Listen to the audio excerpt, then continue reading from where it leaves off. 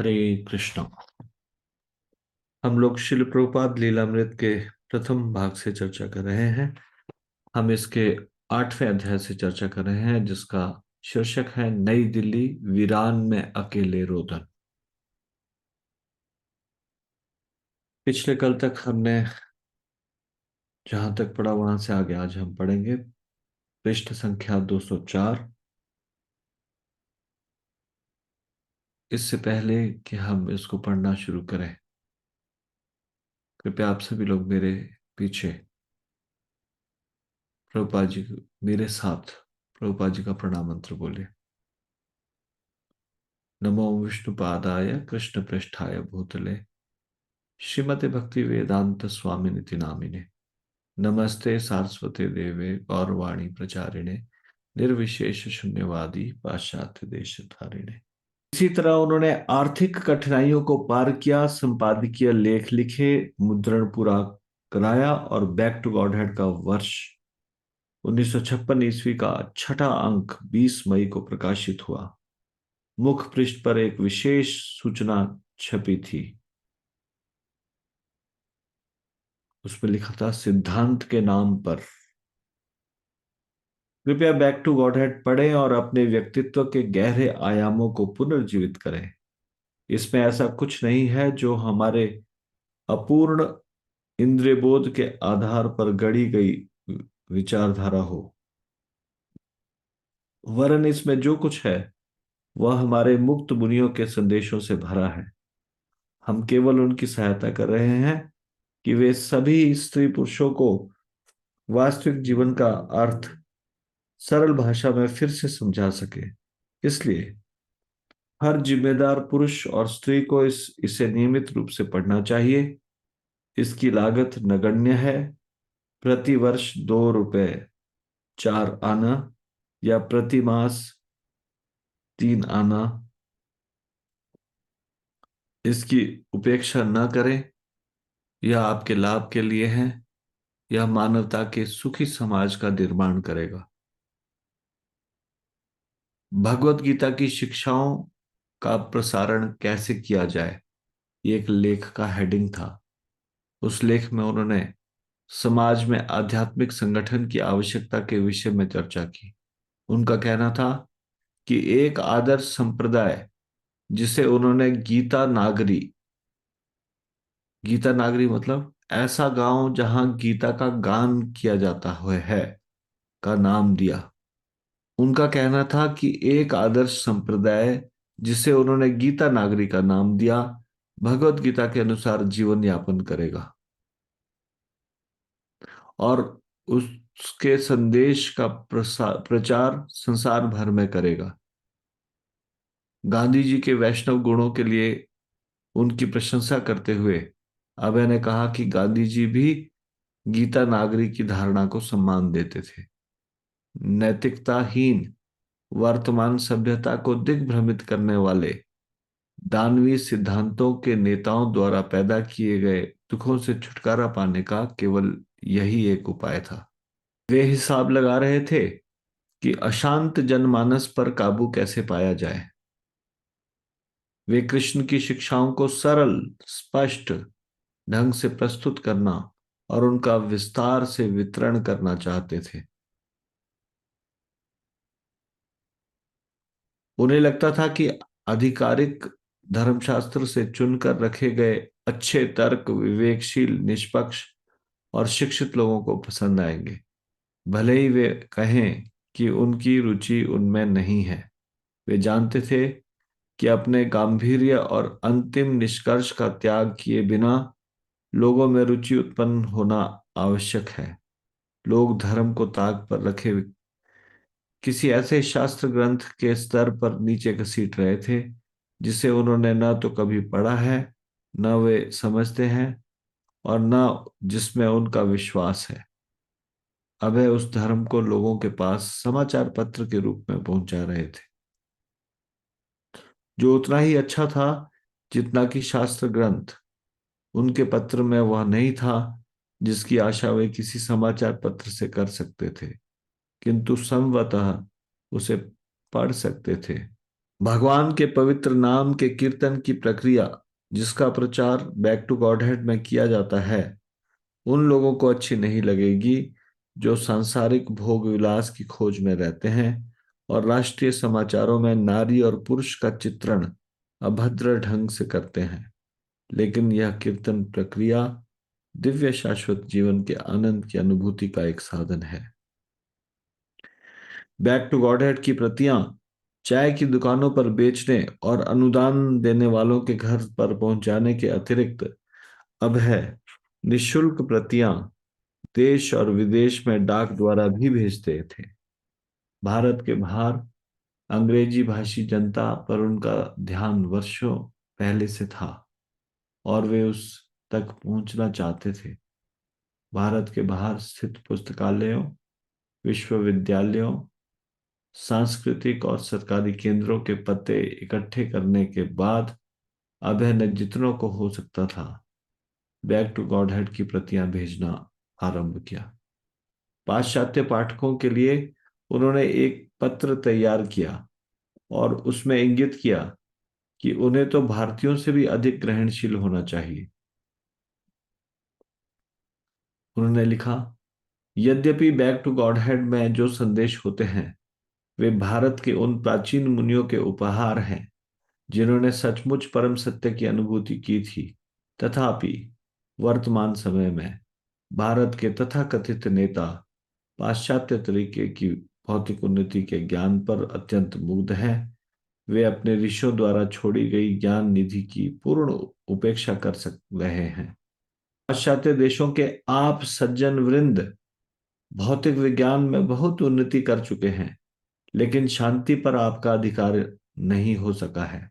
अधिकतर मामलों में आपको शांति के अभाव की अनुभूति होती होगी।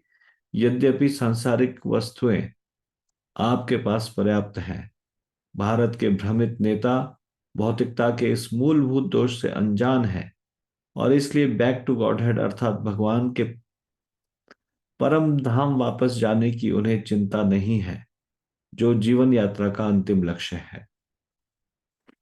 जहां तक स्वदेश के मोर्चे की बात थी, अभय ने बैक टू गॉडहेड के नए अंकों की प्रतियां भारत के राष्ट्रपति डॉक्टर राजेंद्र प्रसाद को भेजी। साथ में उन्होंने चेतावनी का एक पत्र भेजा कि जिस समाज का संचालन असुर कर रहे हों उसका भाग्य घोर दुर्भाग्य से ग्रस्त समझना चाहिए। उन्होंने लिखा, अतः कृपा करके उसे महान पतन से बचाइए। अभय का 21 नवंबर का पत्र सुस्पष्ट था। तो उस लेटर में से मैं लिखा था, अपना वर्तमान भौतिक शरीर छोड़ने के बाद परम भगवान के पास जाने का सूत्र मुझे मिल गया है और संसार के अपने सभी समकालीन स्त्री पुरुषों को अपने साथ ले जाने के उद्देश्य से एक साधन के रूप में मैंने बैक टू गॉडहेड का प्रकाशन आरंभ किया है। जब मैं कहता हूं कि अपना वर्तमान भौतिक शरीर छोड़ने के बाद मैं परम धाम को लौट जाऊंगा, तो कृपा करके मुझे कोई अद्भुत या पागल व्यक्ति न समझे। यह हम में से हर एक के लिए और सभी के लिए संभव है।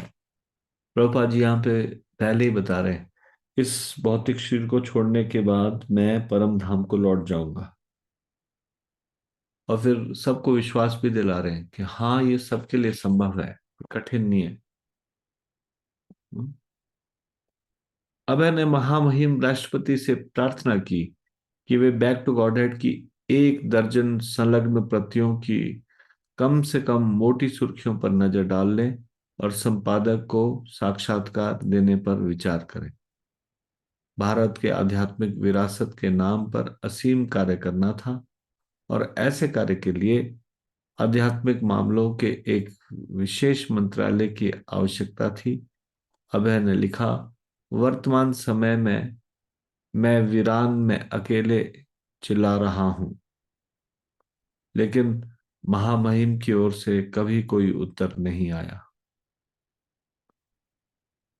बैक टू गॉडहेड में अभय नास्तिकता के विरुद्ध प्रचार कर रहे थे, होप अगेंस्ट होप। उन्होंने एक लेख लिखा, होप अगेंस्ट होप, यानी कि आशा के विरुद्ध आशा। लेख में उन्होंने स्वीकार किया कि बैक टू गॉडहेड की प्रतियां बेचते समय जिन लोगों से उनकी भेंट होती थी उनमें से 80% लोग नास्तिक होते थे। कभी कभी, प्रभुपाद जी लिखते हैं उसमें, कभी कभी हमें आधुनिक रुचि के सज्जन मिल जाते हैं और हम बैक टू गॉडहेड में उनकी रुचि जगाने की कोशिश करते हैं। वे स्पष्ट शब्दों में उत्तर देते हैं कि न केवल उनकी रुचि ईश्वर विषयक मामलों में नहीं है, वरन वे इस बात की भी निंदा करते हैं कि आम लोगों को भगवान के परम धाम वापस ले जाने की कोशिश की जाए। उनके कथा अनुसार भारतीय जनता की आर्थिक व्यवस्था में जो ह्रास हुआ है वह भगवान में उसके बहुत अधिक विश्वास के कारण ही है, और जितनी जल्दी वह भगवान के विषय में सब कुछ भूल जाए उतना ही अच्छा होगा। लेकिन भगवान के विषय में अनजान ऐसे आधुनिक भले मनुष्यों के इस नास्तिकतावादी निष्कर्ष से हम सहमत नहीं हो सकते। अभय का कहना था कि यद्यपि स्वतंत्र भारत अपने नागरिकों को नास्तिक भौतिकतावादी शिक्षा दे रहा था, तथापि उसकी आर्थिक दशा में सुधार नहीं हो रहा था। बहुत से भारतीयों की न्यूनतम आवश्यकताओं की भी पूर्ति नहीं हो रही थी। उन्होंने उदाहरण दिया कि अकेले दिल्ली में 1,20,000 लोग बेरोजगार थे। प्रभुपाद जी उसमें आगे लिखते हैं, सरकार के कुछ ऊंचे पदाधिकारी या भाग्यशाली व्यवसायी अपने को खुशहाल अनुभव कर सकते हैं, लेकिन उनके 90% भाई ऐसे हैं जिन्हें रोटी के लाले पड़े हैं। इसलिए देश की आर्थिक दशा निश्चय ही संतोषजनक नहीं है। उन्होंने संयुक्त राज्य के भूतपूर्व राष्ट्रपति हैरी एस ट्रूमैन से उदाहरण दिया, जिनका कहना था कि राष्ट्रीय स्वतंत्रता का अर्थ यह है कि नागरिकों को का जीवन सुखमय हो। अब मैंने पूछा कि यदि यह बात है तो भारत की स्वतंत्रता कहाँ है? उनका तर्क था कि खुशहाली और संपन्नता के सभी प्रयत्न अवैध हैं।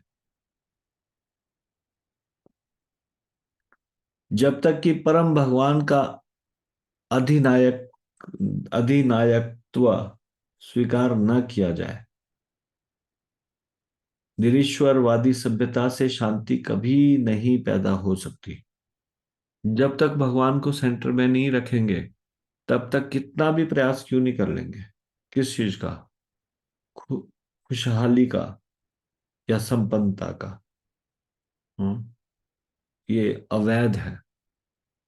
यानी कि सारी खुशहाली और सारी संपन्नता देने वाले भगवान है, इसलिए भगवान को नजरअंदाज करके नहीं ऐसा कर सकते। फिर progressive ambition and unsatiated lust, वर्धमान अभिलाषाएं और अतृप्त लिप्सा नामक लेख में अभय ने लिखा, संसार में धन का अभाव नहीं है लेकिन शांति का अभाव है। मनुष्य की सारी शक्ति धनोपार्जन के कार्यों में नियोजित है। इससे मानव समाज की सस्ती धनोपार्जन क्षमता में अवश्य ही वृद्धि हुई है, किंतु इसका परिणाम यह है कि धन की ऐसी अनियंत्रित और अवैध स्फीति से बहुत दूषित अर्थव्यवस्था उत्पन्न हो गई है। उसने हमें बड़े पैमाने पर ऐसे भारी महंगे हथियारों का निर्माण करने में समर्थ बना दिया है जो सस्ते धनोपार्जनकारी व्यवसायों के सभी किए धरे को नष्ट कर सकते हैं। विपुल धनोपार्जन करने वाले देशों के अधिकारी शांति का भोग करने के बजाय आधुनिक विनाशकारी आयुधों से अपनी रक्षा की योजनाएं बनाने में लगे हैं। और सच तो यह है, ऐसे भयानक हथियारों के प्रयोग पर असीम धनराशि बहाई जा रही है।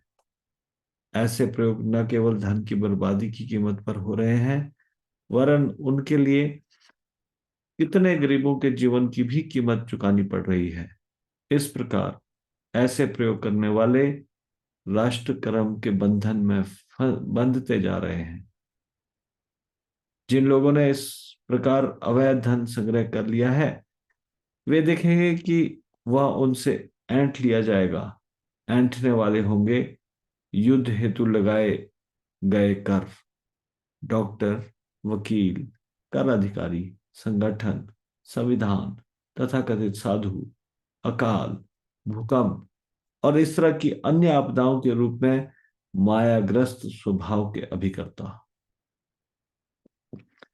एक कंजूस को, जो अपने मायाग्रस्त स्वभाव के कारण बैक टू गॉडहेड की एक प्रति खरीदने से हिचक गया, एक सप्ताह की बीमारी में 20,000 रुपये खर्च करने पड़े और अंत में मौत के मुंह में जाना पड़ा। इस तरह की एक दूसरी घटना तब हुई जब एक आदमी ने भगवान के नाम पर एक पैसा खर्च करने से इनकार किया और घर के सदस्यों की आपसी मुकदमेबाजी में उसे 30,000 रुपये खर्च करने पड़े। प्रकृति का यही नियम है। मतलब धन आपकी जेब से निकलेगा ही निकलेगा, या तो उसको भगवान के कार्य में लगाओ, नहीं तो और बहुत सारे कार्य हैं जहां पे वो धन की गति ये है, वो आपके पास से बाहर जाएगा ही जाएगा। हम्म? तो क्यों ना उसको सही चीजों के लिए इस्तेमाल किया जाए। नई दिल्ली के एक डाकघर में जब अभय पत्रिकाएं विदेशों को भेज रहे थे, तब वहां के एक कार्यकर्ता ने उसका शीर्षक देखा और अपने अनीश्वरवादी विचारों को लेकर अभय से तर्क वितर्क करने लगा। शिल प्रभुपाद के शब्दों में, पोस्ट मास्टर आर्य समाजी था और वह मुझसे बैक टू गॉडहेड पत्रिका के बारे में बात कर रहा था। उसने प्रश्न किया, यदि हम अपने कर्तव्य का पालन अच्छी तरह करते हैं तो भगवान की आराधना का क्या लाभ है? यदि हम ईमानदार हैं, यदि हम नैतिक हैं, यदि हम कोई ऐसा काम नहीं करते जिससे दूसरों को हानि पहुंचे, यदि हम इस तरीके से कार्य करें, तो इसकी क्या आवश्यकता है? इसकी मतलब भगवान की आराधना की क्या आवश्यकता है? क्योंकि हमारे पत्र का नाम बैक टू गॉडहेड था, इस पर वह अप्रत्यक्ष रूप से प्रतिवाद कर रहा था कि परम भगवान की इस विचारधारा के प्रचार की क्या आवश्यकता है यदि हम अच्छी तरह अपना कार्य करें। आर्य समाजियों का यही दृष्टिकोण है, भगवान से कैसे बचा जाए। हम्म। इसलिए मैंने उत्तर दिया कि यदि किसी में भगवत भावना नहीं है तो वह नैतिकतावादी नहीं हो सकता, वह सत्यवादी नहीं हो सकता, वह ईमानदार नहीं हो सकता। यह हमारा दृष्टिकोण है। कोई अखिल विश्व का अध्ययन इन तीन बिंदुओं पर करे, नैतिकतावादी, सत्यवादिता, कर्तव्य परायणता। लेकिन यदि वह भगवत भावना वाला नहीं है तो वह इन्हें जारी नहीं रख सकता। समाज में इन अच्छे गुणों को पुनर्जागृत करने के लिए पहले भगवत भावना का आह्वान करना जरूरी है। दिल्ली के एक आदमी ने अभय को बैक टू गॉडहेड बांटते देखकर टिप्पणी की, परम भगवान कहाँ है? क्या मुझे भगवान को दिखा सकते हो? अभय ने इस चुनौती का उत्तर दिया, लेकिन नगर में दिन भर घूमते हुए वे एक और गंभीर उत्तर पर विचार करते रहे। अपने स्थान पर लौटकर उन्होंने एक लेख लिखना आरंभ किया, परम भगवान कहाँ है? क्या उन्हें देख सकना संभव है? तो प्रभुपाद के टॉपिक कैसे होते थे जो उनको डे टू डे लगता था कि लोगों को जानने की जरूरत है। जैसे एक व्यक्ति ने पूछा, क्या मुझे भगवान को दिखा सकते हो? परम भगवान कहाँ है? तो उन्होंने उस पे एक आर्टिकल ही लिख दिया। उसमें उन्होंने लिखा, नई दिल्ली के सचिवालय भवन में एक शिलालेख लगा है कि स्वतंत्रता किसी जाति पर आसमान से नहीं उतरती, वरन इसके उपभोग के पहले उसे अर्जित करना पड़ता है। वास्तविकता यही है और हमने देखा है कि स्वराज पाने के पहले भारतवासियों को उसके लिए बहुत अधिक बलिदान करना पड़ा था। लेकिन परम भगवान के मामले में बहुत से गैर जिम्मेदार आदमी पूछते हैं, भगवान कहाँ है? क्या आप दिखा सकते हैं? क्या आपने भगवान को देखा है? कुछ गैर जिम्मेदार लोगों द्वारा जो हर चीज को सस्ते में ही पा लेना चाहते हैं, पूछे जाने वाले ये कुछ प्रश्न हैं। यदि इस भौतिक संसार में स्वतंत्रता की अस्थाई मिथ्या भावना को प्राप्त करने के लिए इतने परिश्रम और बलिदान की आवश्यकता है, तो क्या परम भगवान जो परम सत्य है, उनको इतनी आसानी से देख सकना संभव है? भगवान को देखने का अर्थ है सभी अवस्थाओं में से पूर्ण मुक्ति। लेकिन क्या भगवान हमारी सेवा में लगे कोई अर्दली है कि हमारे आदेश पर वे हर समय उपस्थित रहें? आर्मी में ऑर्डरली मिलता है एक व्यक्ति, उसको बाद में उसका अपभ्रंश है अर्दली, अर्दली या अर्दली। मतलब जो ऑफिसर है, उनको असिस्ट करने के लिए जो जवान होगा, उसको पहले अंग्रेजी में बोलते थे ऑर्डरली, जो ऑर्डर का पालन करे। बाद में उसका अपभ्रंश हो गया अर्दली या अर्दली। अर्दली का काम क्या है? जो बॉस ऑर्डर दे उसका पालन करना।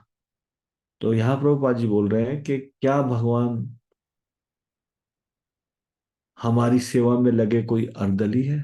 मतलब एक नौकर है। अर्दली मतलब नौकर, जिनको आदेश मिलता हो और उनको आदेश पूरा करना होता हो, कि हमारे आदेश पर वह हर समय उपस्थित रहे। यानी कि कोई बोले कि ऐसे कैसे मैं मानूं, जब तक अगर भगवान है तो सामने क्यों नहीं आते? अगर मान लो ऐसे कोई बोले, तो भगवान मतलब उनके कोई सर्वेंट है, जब ही वो बोले तभी सामने आ जाए? क्या उनमें इतनी योग्यता है? जैसे कोई प्राइम मिनिस्टर को बोले, अगर प्राइम मिनिस्टर सच में एग्जिस्ट करते हैं तो वो मेरे सामने क्यों नहीं आते? मतलब हमारी क्या औकात कि जो हमारे सामने आए? क्यों आए वो हमारे सामने? हाँ, हमारी क्या योग्यता है जो हम ऐसे चैलेंज करें? मैं तब मानूंगा कि प्राइम मिनिस्टर एग्जिस्ट करते हैं जब वो मुझे आके दिखाएं कि मैं हूं प्राइम मिनिस्टर। वैसे इस संसार के लोग मूर्खता वाली बात करते हैं। वो बोलते हैं भगवान मैं तब समझूंगा अगर मुझे दर्शन दे। मतलब तुम इतने विशेष व्यक्ति हो कि वो सारा काम छोड़ के तुम्हारे पास आए। क्यों आए भगवान? तो प्रभुपाद जी यही बता रहे हैं कि भगवान हमारी सेवा में लगे कोई अर्दली है कि हमारे आदेश पर वे हर समय उपस्थित रहे। किंतु नास्तिक यही मानता है मानो भगवान उसके वेतन पर रखे हुए नौकर हो, और उसका विचार है कि परम भगवान कोई काल्पनिक चीज है, नहीं तो उसकी मांग होते ही वे हमारे सामने उपस्थित हो जाते। मतलब जब नहीं तो भगवान उसको दिखाते कि हाँ वो है। हाँ? इस तरह से सोचते हैं। प्रभुपाद जी यहाँ पे इस लेख में ये भी बताने की कोशिश कर रहे हैं कि स्वतंत्रता इस संसार में जो सो कॉल्ड स्वतंत्रता है, जो वास्तविक स्वतंत्रता है भी नहीं। हाँ? ये स्वतंत्रता भी अर्जित करनी पड़ी उपभोग करने से पहले। लेकिन जो वास्तविक स्वतंत्रता है, इस जन्म मृत्यु से असलियत में स्वतंत्र हो जाना, छुटकारा, ये स्वतंत्रता तो अर्जित करनी पड़ेगी। जब यहाँ नकली स्वतंत्रता को इतना मेहनत करके अर्जित करना पड़ता है, तो वास्तविक स्वतंत्रता जन्म मृत्यु से स्वतंत्र हो जाना, क्या इसको अर्जित नहीं करना पड़ेगा? एक दिन जब अभय बैक टू गॉडहेड के संबंध में एक वीरान सड़क पर जा रहे थे, तो एक लावारिस गाय, जैसी कि भारत के नगरों या कस्बों की सड़कों पर घूमती हुई प्राय पाई जाती है, उन पर टूट पड़ी और उसने उनकी बगल में सींग भोंक कर उन्हें गिरा दिया। वे उठ न सके और कोई उनकी सहायता के लिए नहीं आया। वहां पड़े पड़े वे सोचने लगे कि ऐसा क्यों हुआ। ग्रीष्म ऋतु आई और 110 डिग्री ताप में बाहर निकलना लगभग असह्य हो गया। शहर की सड़कों में तप्त अंधड़ चलने लगे। फेरी वाले व्यापारी दिन के समय अपना धंधा बंद रखने लगे। मई के शुरू में 112 डिग्री की गर्मी में एक आदमी लू से बेहोश हो गया और मर गया। लेकिन अभय ने गर्मी और शरीर की सामान्य लाचारियों की कोई चिंता नहीं की। ये सेंटीग्रेड नहीं है, विदेश में फ़ारेनहाइट चलता है ना, सेंटीग्रेड है, तो उसमें लिखा है 112 डिग्री।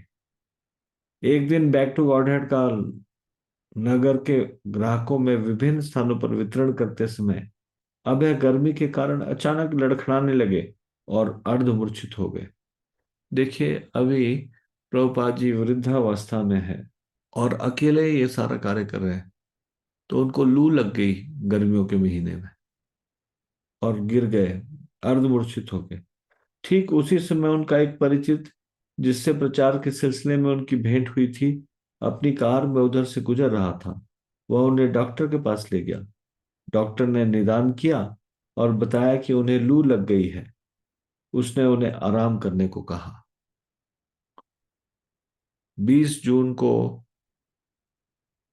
अभय ने अपनी पत्रिका का उस वर्ष का 8वां पाक्षिक अंक प्रकाशित किया। पाक्षिक मतलब फोर्टनाइटली, 15 दिन में छपने वाला एक। उसके मुख पृष्ठ पर मुद्रित लेख में भौतिकतावादी पारिवारिक जीवन और पारिवारिक जीवन का मिथ्या त्याग दोनों की निंदा की गई। भौतिकतावादी पारिवारिक जीवन और पारिवारिक जीवन का मिथ्या त्याग। तब उनको घर का त्याग किए और वानप्रस्थ आश्रम स्वीकार किए लगभग 2 वर्ष हो गए थे, और ऐसा लगता था कि पारिवारिक जीवन पर उनकी टिप्पणियां आत्मचरितात्मक भी थी और धर्म ग्रंथ सम्मत भी। उन्होंने श्रीमद् भागवत से प्रहलाद महाराज का एक कथन उद्धृत किया। गृहस्थ आश्रम की दुश्चिंताओं से जिसका मन हमेशा अशांत रहता है, उन्हें चाहिए कि ऐसे घोर नरक जैसे अस्थाई घर पारिवारिक जीवन का त्याग कर दें, जो उनके लिए आत्महंता जैसा है, और वन में जाकर परम भगवान के चरण कमलों में शरण ले। और उन्होंने स्वीकार किया कि परिवार की व्यवस्था करना एक साम्राज्य की व्यवस्था करने से भी कठिन है, लेकिन वास्तविक त्याग के भाव के बिना गृहस्थ जीवन छोड़कर वन में रहने लगना वानर त्याग है, मरकट वैराग्य। वन में बहुत से वानर हैं जो नंगे रहते हैं, फल खाते हैं, लेकिन वानरियों को साथ में रखते हैं। सच्चा उपचार तो भगवान के चरण कमलों की सेवा स्वीकार करने में है। उसी से जीवन की सारी दुश्चिंताओं से मुक्ति मिलती है। उसी से भगवान का दर्शन सदा और सर्वत्र होता है।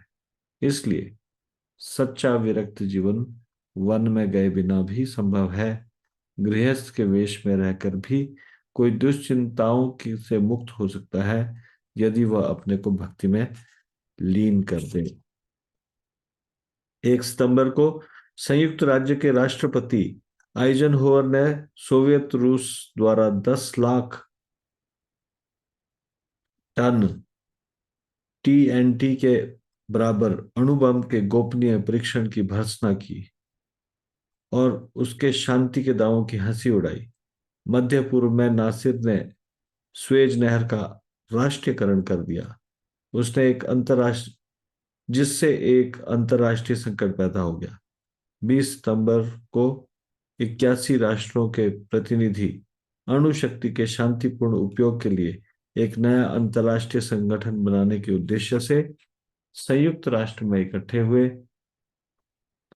अभय ने पत्रों में खबरों की कुछ सुर्खियां देखी और अपने मिलने वालों को इन नवीनतम समाचारों के बारे में बातचीत करते सुना। उन्होंने उनसे स्पष्ट कहा कि बिना कृष्ण भावना के राजनीतिज्ञों के सहयोग के वादे केवल मृग मरीचिका हैं। भक्ति सिद्धांत सरस्वती ने कहा था कि यदि केवल एक व्यक्ति भी सच्चा भक्त बन जाए तो उनका मिशन सफल होगा। किसने कहा था? प्रभुपाद के गुरु जी ने, भक्ति सिद्धांत सरस्वती ठाकुर ने, कि अगर एक व्यक्ति भी सच्चा भक्त बन जाए तो उनका मिशन सफल होगा। लेकिन अभय कभी कभी अपने को पराजित सा अनुभव करने लगते। तब उन्हें विचार आता कि वे कितने छोटे हैं। कृष्ण की ओर से उन्हें कितना अधिक कार्य करना पड़ता था। और एक भी प्रतिबद्ध आत्मा में नया विश्वास पैदा करना कितना कठिन था। यानी कि अभी तक प्रभुपाद जी को एक भी सरेंडर्ड व्यक्ति नहीं मिला।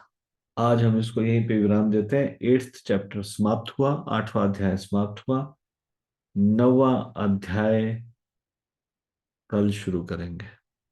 शिल प्रभुपाद लीलामृत की जय। शिल प्रभुपाद की जय। परम पूज्य सतस्वरूप दास गोस्वामी महाराज की जय।